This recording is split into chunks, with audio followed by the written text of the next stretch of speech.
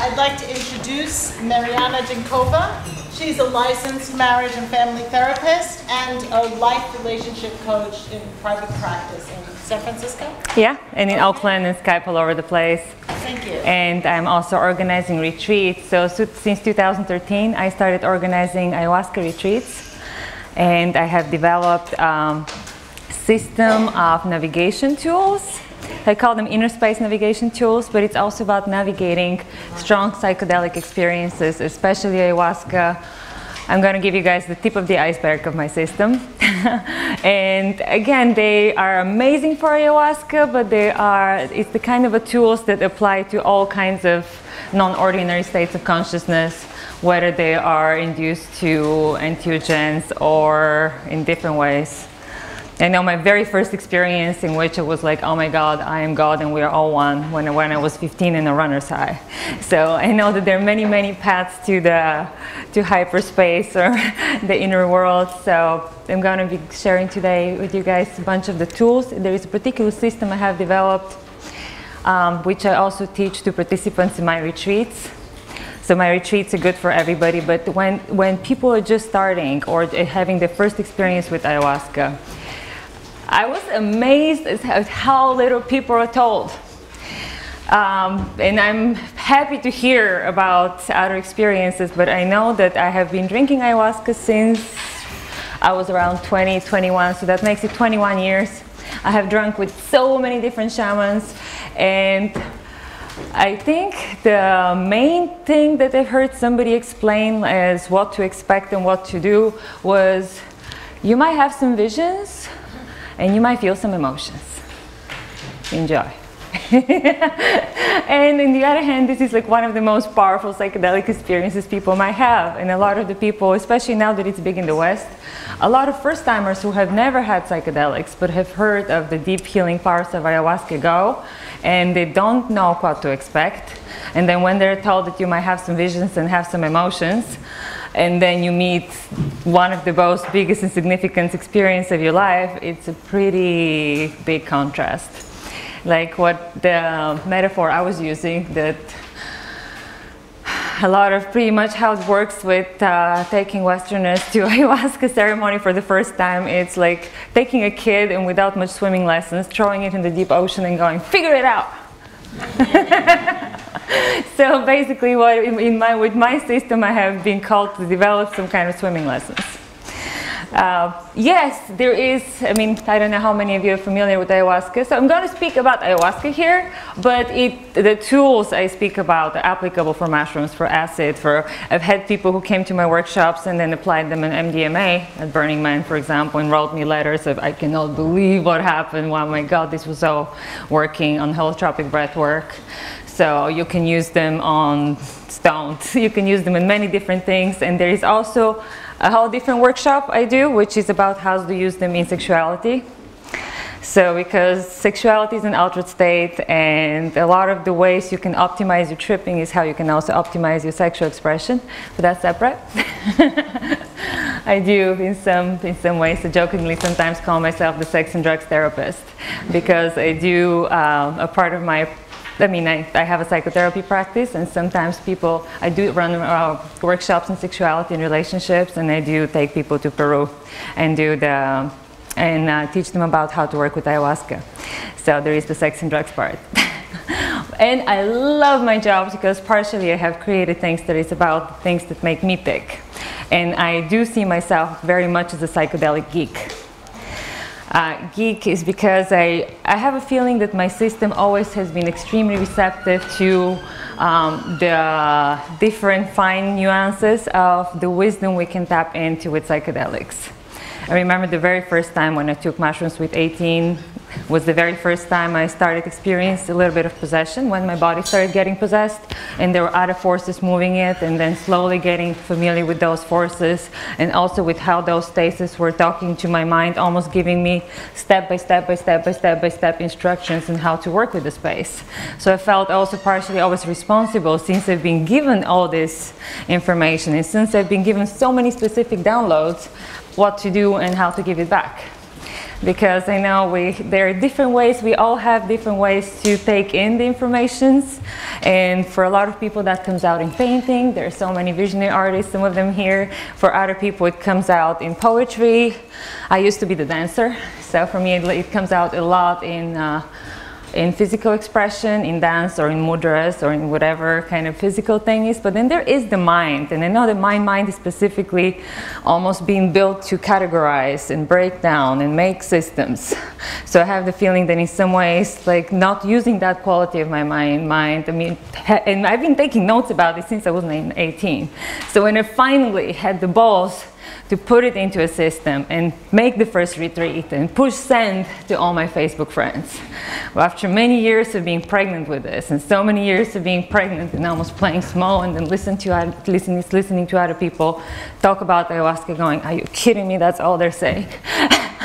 But I remember when I finally pushed send on my very first retreat in 2013, that feeling of, and then I was in love for 3 days. I was like, wow, so that is like, I was gonna make a t-shirt, purpose is hot. Like when you do something that has been really trying to come out. And it felt like something about ayahuasca has been really trying to come out and really trying to be communicated. So I'm gonna give you guys a whole bunch of information of a very big system that usually takes me days to teach in my retreats. It's extremely helpful, especially for first-timers. Because there is, yes, the master tool is surrender. And usually that's the one people hear. And yes, that is the biggest one possible.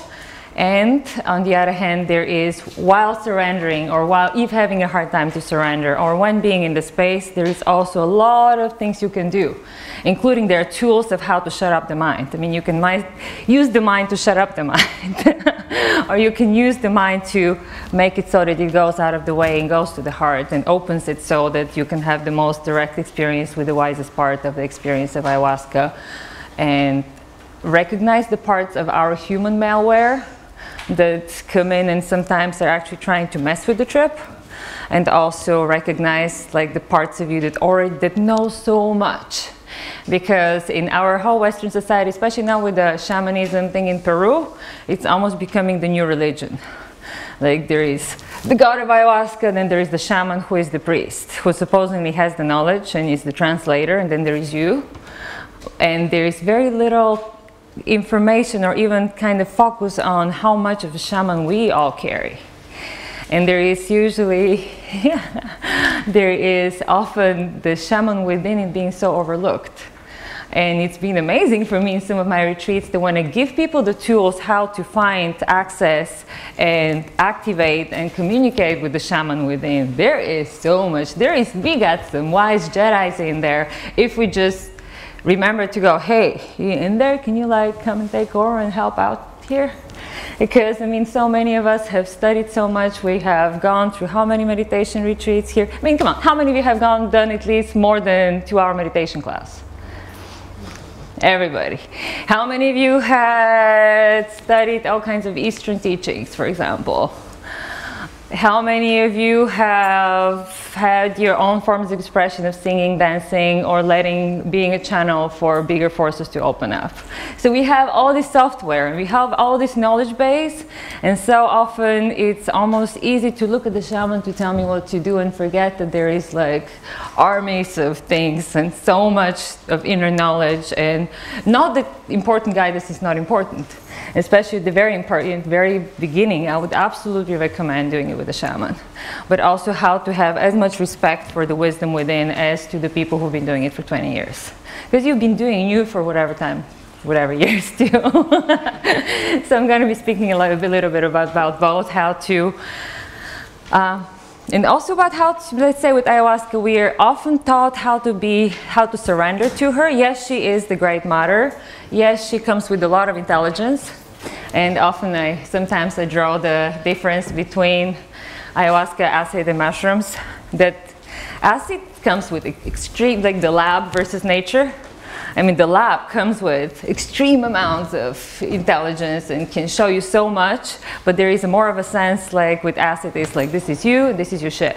deal with it. Mushrooms, especially in smaller doses, I mean bigger doses, they can be like ayahuasca. It's like, this is you, and this is some of your shit, and that's funny. They're kind of like the cosmic jokers, of course, unless you take more.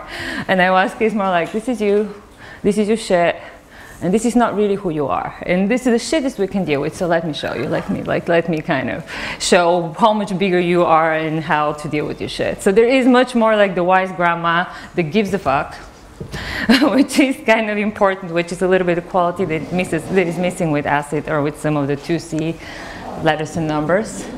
Although, I mean, they're all pathways to the divine, but the thing with ayahuasca, and that's maybe why she's called the grandma, there is a sense, there's almost like a feminine energy, and there is a sense of caring, and there is a sense of deep wisdom. It's more like not the parent that is like doesn't have patience and gonna like beat you into behaving and into doing it the right way, but there is much more the grandma that cares. So some of the tools that I teach is how to interact with her, because you can be her, like in a lot of the places it's like, do it to me, versus, hey, me, you, so let's do it together. So there is also often people just start to surrender, and yes, if it's not broken, don't fix it. If surrendering is all that's working, beautiful, just let her do the work.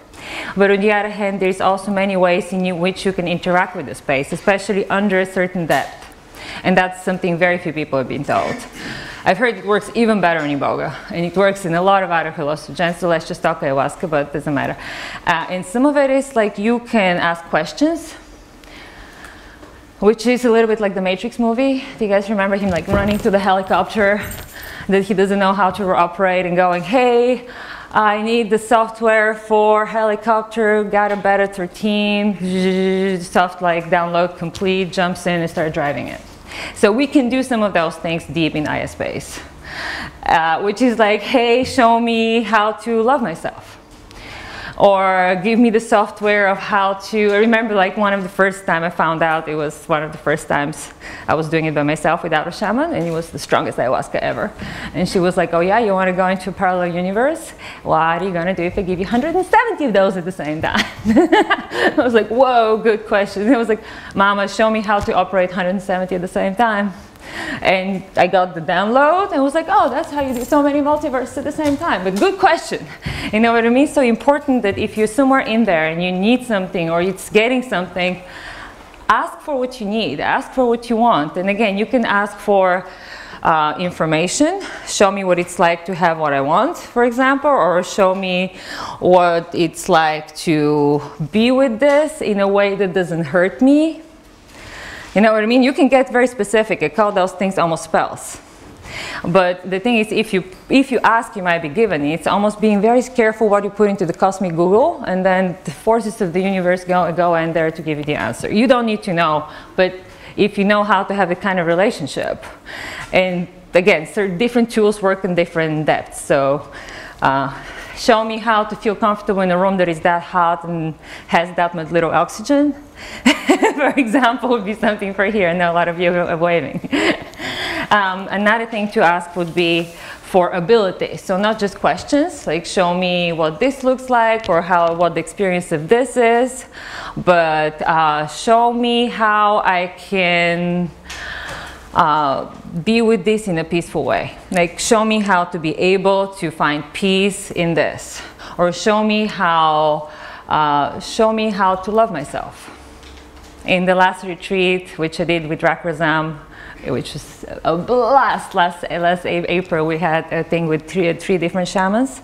So people were joking, there used to be the 3 shamans, now it's the 3 ayahuasqueros. But like half of the group, that was the biggest thing they took away from it, is the ability to love themselves. It's like we don't come here with a manual on how to be a human being, but that's why they call ayahuasca psychotherapy and steroids. Have you guys heard that expression? And she freaking is. And that's part of my system, is how to combine psychotherapy and a lot of my knowledge that I have from shamanism and from non-dualistic traditions, and bring it to psychotherapy and steroids. So you can actually really fine-tune the kind of healing people can get. And in the workshop, we make it much more individual to how people operate, what are the strengths and malware, and how to really package the things that we want to bring and work with ayahuasca in a way that you can get the most custom designed healing and attunement in the least amount of struggling too. So again, some of it is getting information, getting abilities. Often it's okay to ask for also, show me how to do this, how to do it in a way and like that, or this is as if you have the answers and you're teaching me. Another really important one, which is given that we are these big, humongous beings ourselves.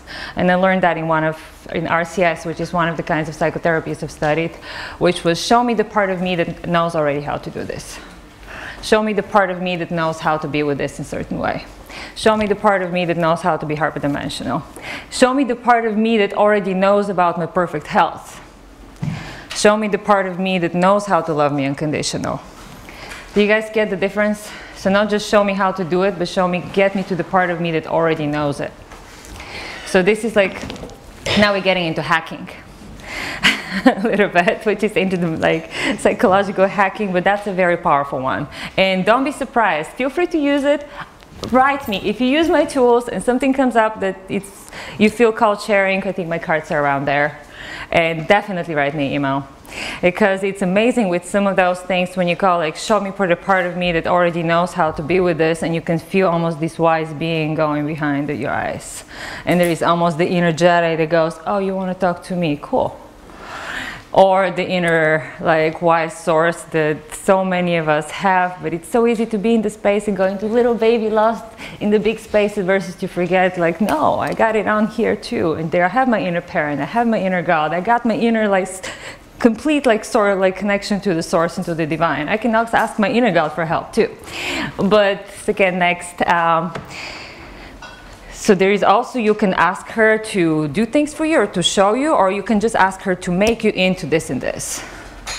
Like skip the whole thing. Like instead of show me how to get there, get me there. Instead of show me how to get myself there, like get me there. So sometimes you can just ask for the end result. Another strong thing is how to ask for, how to have things in your team, like almost archetypes. Archetypes being, because we all use archetypes, and we all have archetypes. If anybody doesn't know archetype, I don't have time to explain it, Google it, come to me, talk to me later.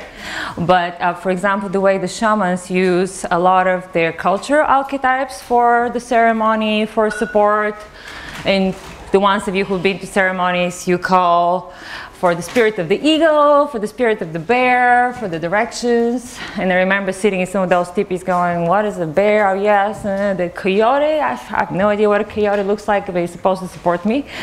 So in some of my systems, I help people develop their own archetypes to get in touch with what is really significant for them that can do the same job. For a lot of people, calling in Spider-Man is so much more powerful than calling the coyote. On calling in a Yoda, it's going to have much more effect than calling Yamanja because they haven't met her, the spirits of the waters or something. So it's also a help with people kind of develop really their cultural significance relevance. So when they're in certain spaces, they know how to resource themselves emotionally. We also work in recognizing different emotional malware that we have, because a lot of us come with so many psychological viruses. We have the inner critic. You don't want it in ayahuasca space, somebody who goes, oh, you're not doing it right, but look, everybody vomited already, what's wrong with you? Or the inner anxiety place that is like, what if this happens, but what if it becomes too much and I get overwhelmed, and what if I never come back, and what if this is like how it is, and what if I'm cracked and like eternally damned forever? Like, but also in my retreats, we help to recognize what are your things where you go. So when they kick in, you don't go, yeah, what if you're like, oh, you again, yeah, no, you, we'll deal with it. So you know that when those voices come up from your own psychology or certain things, you don't give them more credibility than they deserve. And you know what they are, you know what they're trying to do, and you know how to go thank you but no thank you, and how to call in greater wisdom, or how to bring back to the heart. A lot of the tools I teach are emotional, because this is a great servant but not a great master, and this got our heart. It's such an advanced technology, and the ability to actually use the energy of emotion in order to call in which framework in which think we want, like how we want to operate is humongous. And I know that today we're kind of just touching the iceberg and running, so that's going to be just a brief overview of my system. I'm have a retreat in December, which I'm going to be bringing a group to in December, and with the workshops, it's going to have yoga, tai chi, and 3 ceremonies. I'm the before and after girl. I do a big thing in integration, and also if people can't come to my retreats but want to work with my system or learn my tools before they do and after they do their own journey work, I work on Skype. So I can do preparation sessions on Skype and then integration sessions on Skype.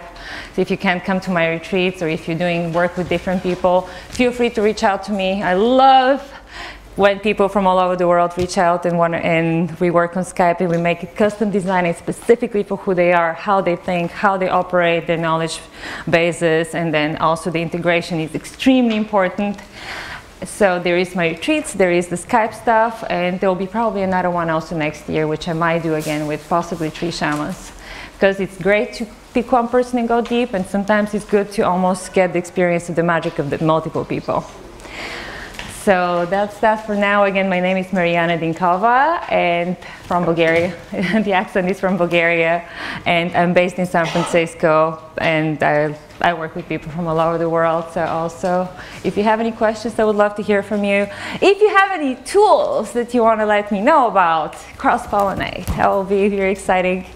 If you have time for questions now? Yes, you do. Okay. Any questions? Beautiful. Any questions now?